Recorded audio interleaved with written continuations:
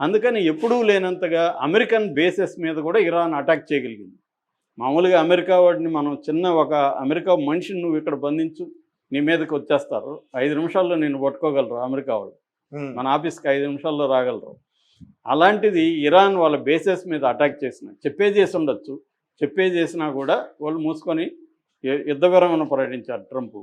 అంటే ట్రంప్కి కూడా అర్థమైంది ఈ దేశంతో మనం ఇప్పుడు కెలక్కోలేము అని. ఎందుకంటే ఇది అంత ఈజీగా ఓడించేయలేని పరిస్థితి అయితే ఉంది. రెండోది ట్రంప్ గవర్నమెంట్లోనే ట్రంప్ను సపోర్ట్ చేసే మగా మూమెంట్ అంటారు, మేకింగ్ అమెరికా గ్రేట్ అగైన్. అందులోనే చాలా తీవ్ర వ్యతిరేకత ఉంది. ఎందుకంటే మనది కాదు యుద్ధం, మనకు అనవసరం యుద్ధం, ఇది ఇజ్రాయెల్కి కావాలి, మనకెందుకు కావాలి, మనం ఎందుకు దాంట్లో ఇరుక్కొని మన మిలియన్లు బిలియన్లు డబ్బులు ఖర్చు పెట్టి మన సైనికులను కోల్పోయి ఆయిల్ రేట్లు పెరిగిపోయి ప్రపంచవ్యాప్తంగా ఎకనామిక్ క్రైసిస్ వచ్చి మనకు అవసరమా ఇదని ట్రంప్ మీద ప్రెజర్ పెరిగింది. అందుకని ట్రంప్కి కూడా అర్థమైంది అనవసరంగా ఇజ్రాయెల్ నన్ను ఇరికిచ్చి లాగింది అనే విషయాన్ని ట్రంప్కి అర్థమైంది. ఇక్కడేమంటే ఇది మనకి వీడియో సరిపోదు చాలా విషయాలు చెప్పాలంటే. ట్రంప్ అల్లుడికి ఇజ్రాయెల్కి చాలా సంబంధాలు ఉన్నాయి. అమెరికాలో కూడా ఐపాక్ అంటారు. ఐపాక్ అంటే American Israel public accounts committee. ఇది 70,000 మందికి పైగా అక్కడ జ్యూస్ ఉంటారనమాట. ఇందులో టాప్ 100 బిలియనర్స్ ఉంటే దాదాపు టాప్ 10 బిలియనర్స్లో వీళ్ళే ప్రధానంగా ఉంటారు అక్కడ. ఎవరు? ఈ జ్యూస్. ఈ లాబీ చాలా స్ట్రాంగ్ లాబీ అనమాట. సెకండ్ స్ట్రాంగెస్ట్ లాబీ అంటారు. ఫస్ట్ లాబీ ఏమో పెన్షనర్స్ లాబీ. పెన్షనర్స్ అంటే రిటైర్డ్ అయిపోయిన పాపులేషన్ వాళ్ళు ఫస్ట్ లాబీ. సెకండ్ వచ్చి ఈ లాబీ అనమాట, ఐపాక్ లాబీ. మూడోది ఏంటంటే యునైటెడ్ క్రిస్టియన్స్ ఫర్ ఇజ్రాయెల్ అని ఇంకొక లాబీ ఉంది. వాళ్ళు ఒక 1 lakh ఉంటారు. వాళ్ళు కూడా ఇజ్రాయెల్కి పురోగా ఉంటారు. ఈ 3 రకాల లాబీలు అమెరికా ప్రెసిడెంట్ ఎవరున్నా అతని మీద ప్రెజర్ తెస్తుంటాయి. దాంతోపాటు సౌదీ గ్రూప్ అంటారు. సౌదీ లాబీ ఒకటి ఉంటుంది అమెరికాలో. ప్రతి ఎలక్షన్లో సౌదీ అరేబియా అక్కడ విపరీతంగా డాలర్లు కుమ్మరించి తమకు అనుకూలమైన ప్రభుత్వాన్ని తెచ్చుకోవడానికి ట్రై చేస్తుంది. అట్లాగే మిలిటరీ డిఫెన్స్, నిన్న నేను సపరేట్ వీడియో చేశాను. టాప్ 100 మిలిటరీ కంపెనీలు మొత్తం వాళ్ళ యాన్యువల్ బడ్జెట్ ఎంత తెలుసా? 50 లక్షల కోట్లు మన రూపాయల్లో చెప్పాలంటే. అంటే మన భారతదేశం యాన్యువల్ బడ్జెట్ అంతా ఈక్వల్ అనమాట. సో ఆ 50 లక్షల కోట్ల డిఫెన్స్ బడ్జెట్ ఎక్కడి నుంచి పెడతారు? వాళ్ళు యుద్ధాలు జరగాలి కదా. యుద్ధాలు జరగకపోతే వాళ్ళకి వ్యాపారమే లేదు. అందువల్ల కూడా యుద్ధాలు వస్తుంటాయి మనకి. మాటికి ఎందుకు యుద్ధాలు వస్తుంటాయి అంటే వాళ్ళు ఆయుధాలు అమ్ముకోవాలి. ఇప్పుడు ఇరువైపుల ఆయుధాలు ఖాళీ అయినాయి, మళ్ళీ ఇజ్రాయెల్ ఉంటుందిగా వాళ్ళ దగ్గర. ఇజ్రాయెల్ 70% అమెరికా దగ్గర కొనాలి, ఇంకొక 30% యూరోప్ దగ్గర కొనాలి. సో ఈ యుద్ధాలు చూసి ఇప్పుడు ఇరాన్ కూడా కొనాలనుకుంటుంది. మళ్ళీ స్మగుల్ అయ్యి అక్కడికి కూడా వస్తుంటాయి.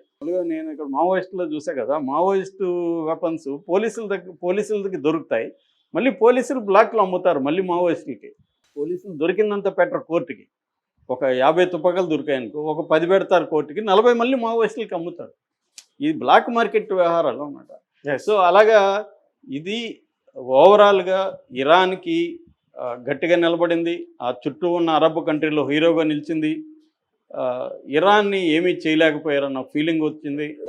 ఖతార్ చేసినా కూడా అదే చెప్తున్నాను నేను, ఛాలెంజ్ చేసింది అమెరికాని. అమెరికా కానీ మళ్ళీ కానీ వారు ప్రకటించుంటే ఇంకా నిజంగానే అటాక్ చేసి ఉండేది. ఇదంతా ఉత్తిత్తు అటాక్ ఇప్పుడు. ఎందుకంటే అమెరికాకు ముందే చెప్పింది నేను అటాక్ చేస్తున్నాను. ఈవెన్ అమెరికా కూడా ఇప్పుడు ఏం చెప్తున్నారంటే, అమెరికా కూడా వీళ్ళ 3 స్థావరాల మీద చేశారు కదా, ఫోర్ద్ అండ్ నతాంజీ అండ్ ఇస్ఫహాన్. ఈ 3 మీద చేసినప్పుడు చేసిందని అమెరికా కూడా. అందుకని అక్కడ ఉన్నవి తరలించేశారు, ప్రజల్ని అక్కడ ఉన్న పనిచేసే వాళ్ళంతా తీసుకొని వచ్చి. కారణం ఏమి? ముందుగా అమెరికా కూడా చెప్పింది. ఇదంతా ఏంటంటే మామూలుగా వార్ఫేర్లో ఇలాగే ఉంటుంది. అంటే యుద్ధం చేసినట్టు ఉండాలి, కానీ నిజంగా యుద్ధం చేయకూడదు. ఇదే అనమాట అక్కడ. అందుకని అమెరికా ఇరాన్ మీద దాడి చేసినట్టు ఉండాలి, కానీ నిజంగా దాడి చేయకూడదు. అందుకని ముందు చెప్తుంది. అమెరికా స్థావరం మీద ఇరాన్ దాడి చేసినట్టు ఉండాలి, కానీ నిజంగా చేయకూడదు. అందుకని ఇరాన్ కూడా ఖతార్ ఎందుకంటే ఫ్రెండ్లీగా ఉంది ఇరాన్తో. ఇప్పుడు ఖతార్లో ఉండే ఎయిర్ బేస్ మీద వీళ్ళు అటాక్ చేశారు. ఖతార్లో కూడా రేపు నష్టం జరిగితే ఇరాన్కి ఇబ్బంది కదా. ఖతార్తో గొడవ చేసుకోవడం ఇరాన్కి ఇష్టం లేదు. అందుకని ఖతార్కు ముందే చెప్పింది, అరే బాబు మేము వస్తున్నాము, మేము చేయాల్సిన పరిస్థితి మాకుంది, నువ్వు రెడీగా ఉండాలి. సో వాళ్ళంతా ఖాళీ చేశారు. ఎయిర్ స్పేస్ విమానాలు అయితే 40 విమానాలని 1 వీక్ ముందే చేశారు. నేను 1 వీక్ ముందే ఒక వీడియోలో చెప్పాను, అమెరికా విమానాలు ఖాళీ చేశారని. ఎందుకంటే శాటిలైట్ విజువల్ ఖతార్లో ఉండే విమానాలని అమెరికా 1 వీక్ ముందే చేసింది. అంటే వాళ్ళకి ఐడియా ఉంది 1 వీక్ ముందే. సో ఇదంతా ఏంటంటే స్కెచ్, ఈ మొత్తం స్కెచ్లో ప్రజలు నష్టపోయారు తప్ప ప్రభుత్వాలు, ఏ ప్రభుత్వం కూడా నష్టపోలేదు. అంతిమంగా ప్రజలు నష్టపోయారు. చనిపోయింది ఇరాన్ ప్రజలే చనిపోయారు. ఎప్పుడైనా బలహీనంగా ఉన్న దేశంలో ప్రజలు చనిపోతారు. కాకపోతే ఎంత పోరాడుతున్నారు, ఎంత నిలబడుతున్నారు అనేది ఇంపార్టెంట్. అంటే నా ఇది చెప్పమంటే నేనైతే ఇరాన్ గెలిచినట్టు అంటాను నేను.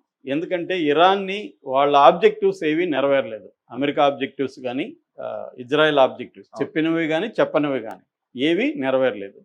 ఇరాన్ నిలబడగలిగింది, హీరోగా అయింది. అరే ఇరాన్ లాగా అమెరికాని మన మోడీ ఎంత భయపడుతున్నాడు ట్రంప్కి మనం చూస్తున్నాం. ఇప్పటి వరకు ధైర్యంగా నువ్వెవడరా అసలు మా దాంట్లోకి రావడానికి, మేమిద్దరం విరమించుకున్నాం, వారు నువ్వు విరమించానని చెప్తావేంట్రా అని ట్రంప్ అనాలి కదా, అనలేదు కదా ఇప్పటి వరకు. సో ఒక పక్క అసీం మునీర్ ఎట్లా భయపడుతున్నాడు ట్రంప్కి. ఈ స్థాయి అంటే న్యూక్లియర్ వెపన్స్ ఉన్న దేశాలే భయపడుతున్నాయి అమెరికాకి. వీటి దగ్గర న్యూక్లియర్ వెపన్ లేదు ఇరాన్ దగ్గర, అయినా భయపడలేదు, ఛాలెంజ్ చేస్తున్నాయి.